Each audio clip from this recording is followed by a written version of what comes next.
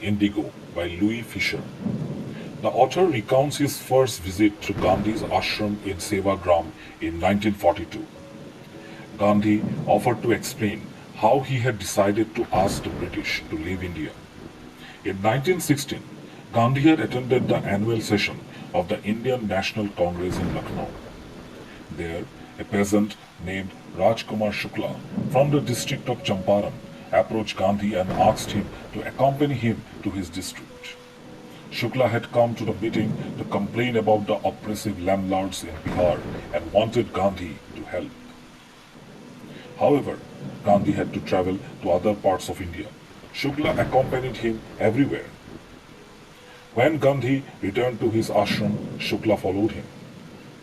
Impressed with Shukla's resolve and his story, Gandhi told him that he would visit Calcutta a few months later and asked Shukla to meet him there. On the appointed day, many months later, Gandhi found Shukla waiting for him at the place agreed upon. They left for Patna by train once Gandhi was free. Shukla took Gandhi to the house of Rajendra Prasad, the future president of India. The servants recognized Shukla as a regular visitor. Assuming Gandhi to be another peasant, the servants allowed him to stay on the grounds along with Shukla, but did not permit Gandhi to draw water from the well, for fear that he was an untouchable. Gandhi then went to Muzaffarpur to gather more information. He stayed at the house of Professor Malkani, a teacher in a government school. Gandhi noted that it was rare for a government employee to help him, as most Indians in small towns were apprehensive about supporting anti-British agitators. As news of Gandhi's arrival spread, peasants from all over Champaran started to collect in Muzaffarpur. Even lawyers who had represented peasant groups came to meet Gandhi. Gandhi was appalled at the amount of legal fees charged. He declared that legal proceedings were not as useful as freeing the peasant from the fear of the landlord. In Champaran, most of the land was owned by the British, who rented it out to the peasants under long-term contracts. The peasants were required to grow indigo on 15% of the land and hand over the indigo crop as rent. However, when synthetic indigo was developed in Germany, natural indigo was of little use to the landlords. The landlords offered to free their tenants farmers from the contractual obligation to grow indigo if they agreed to pay the landlord's compensation. Many peasants who did not want to grow indigo quickly signed the agreements. Others refused to pay the compensation, upon which the landlords resorted to thuggery. However, when the peasants finally learned of synthetic indigo, they realized that they had been cheated and wanted their money back. Gandhi arrived in Champaran at this juncture. He visited both the British Landlords Association as well as the British Official Commissioner to gather information. They declined to help, and Gandhi went to Motihari, the capital of Champaran, accompanied by many lawyers. He continued his investigations, but was soon served notice to leave the district immediately. Gandhi declined to obey the order. He was summoned to court the next day.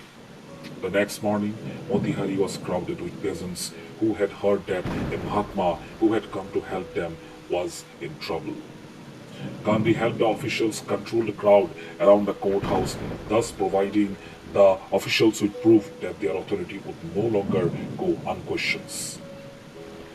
The local authorities, confused by this support for Gandhi, decided to consult their superiors and requested the judge to postpone the trial. Gandhi protested this move, admitting that he did disobey the order. He declared that he was there for a humanitarian purpose and thus could not leave. He demanded to be punished for disobeying the order to leave. The judge eventually postponed the judgment for a few days, allowing Gandhi to remain free without bail. Gandhi's lawyer friends conferred together and concluded that it would be shameful if they, the locals, left Gandhi at this moment. They informed Gandhi that they too were ready to go to jail with him. Gandhi was pleased and declared that the Battle of Champaran was won. Many days later, Gandhi received a letter from the magistrate informing him that the case had been dropped on the orders of the Lieutenant Governor of the province. This was the first victory for civil disobedience in India. Gandhi and the lawyers then collected evidence and documents from about 10,000 peasants before he met the lieutenant governor of the province, who finally agreed to set up an inquiry commission. Gandhi was the sole representative of the peasants in the commission. Confronted by the evidence provided by the official inquiry, the planters decided in principle to make refunds to the peasants. Gandhi agreed on a 25% refund, explaining that even this would help the peasants realize his rights and his powers. This came true as in a few years the British planters left, leaving the land to the peasants. Gandhi thus dedicated almost a year to secure justice for the farmers of Champaran. But he did not stop there. He also strove hard to improve the social, cultural, and health conditions of the district.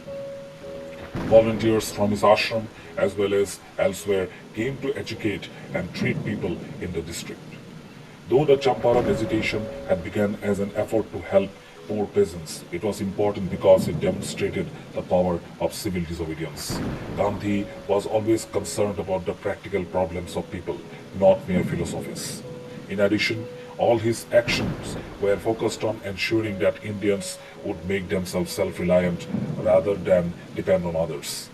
In the early days of the Champaran movement, Gandhi's lawyer friends wanted Charles Freer Andrews, an English follower of Gandhi, to stay in Champaran and help them.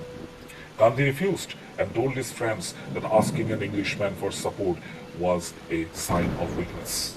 He stressed that Indians would have to be self-reliant and learn to fight their own battles. Thus, we can see that helping the peasants towards self-reliance and freeing them from the oppression of the British landlords provided Gandhi with the perfect impetus for initiating the movement for independence through peaceful means.